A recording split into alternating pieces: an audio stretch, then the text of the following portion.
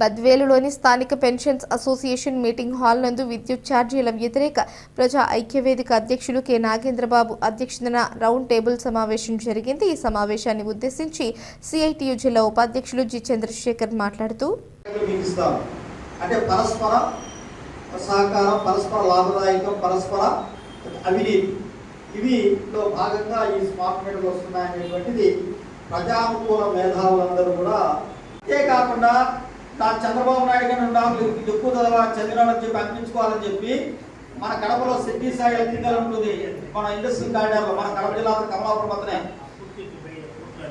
ఆయనకు దాదాపుగా 38,000 కోట్ల రూపాయలు ఈ స్మార్ట్ మీటర్ల తయారీకి సంబంధించిన కాంట్రాక్ట్ ఇచ్చాడు. ఆయన రాజశేఖర్ రెడ్డి బినామీ కంపెనీనే అదేమి విశ్వేశ్వరెడ్డి కంపెనీ కాదు అది. అయితే ఈ విశ్వేశ్వరెడ్డి ఎంత తెలివైన వాడు, ఎంత మేధావి అంటే జగన్కి ఎన్నికలు నిధులు ఇచ్చాడు, చంద్రబాబు నాయుడుకి ఎన్నికలు నిధులు ఇచ్చాడు. ఏమవుతుందో ఏమో భవిష్యత్తులో తెలియదు కదా, ఈ గవర్నమెంట్లో ఉండదో రేపు నాకు ఇబ్బంది అని చెప్పి. అంటే ఈయనకు 1,200 కోట్లు ఇస్తే ఆయన 3,350 కోట్లు ఇచ్చాడు. పత్రికలో కూడా రాశారు. కాబట్టి ఆయన జాగ్రత్తగా వ్యాపారం ఎలా చేయాలో అలా చేస్తున్నాడు ఆయన.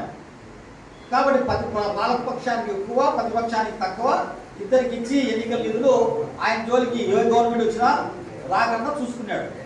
కాబట్టి మనం గమనించాల్సింది ఏమిటంటే ఇక్కడ ₹2.10 ఉన్నటువంటి యూనిట్ కరెంటు జగన్మోహన్ రెడ్డి ఆదాయానికి లాభం చేకూర్చడానికి ₹4.75 చేశాడు యూనిట్. ఇక్కడ విద్యుత్ అందరూ కూడా ఉన్నారు ఇక చేసిన వాళ్ళు చూస్తే తెలుస్తారు లెక్కలు.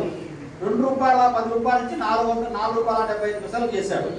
చేస్తే ఆ ఆదాయానికి 32,000 కోట్ల రూపాయలు ఆయన ఖర్చులు పోను ఆదాయం వచ్చినటువంటిది, లాభం చేకూర్చినటువంటిది. అయితే ఇప్పుడు 2024 ఏప్రిల్లో చంద్రబాబు నాయుడు గారు మళ్ళా అధికారంలోకి వచ్చాడు 4వసారి. నేను చాలా సీనియర్ ముఖ్యమంత్రిని, చాలా అనుభవం ముఖ్యమంత్రిని, నేను చాలా ముఖ్యమంత్రులు చూశాను, నేను ముఖ్యమంత్రిగా చేశాను, జగన్ ప్రభుత్వం బాగలేదు, నా ప్రభుత్వం బాగుంటుందని చెప్పి జనం మళ్ళా ఈయనకి ఇచ్చారు. ఈయనకిస్తే అయితే అధికారము ఇచ్చారు కానీ ఓటింగ్ శాతంలో పెద్ద తేడా లేదు. ఓట్ల శాతం మనం చూసినప్పుడు జగన్కు చంద్రబాబు పెద్ద తేడా లేదు, 2-3% అంతే. అట్లా కానీ అధికారం అయితే వచ్చింది.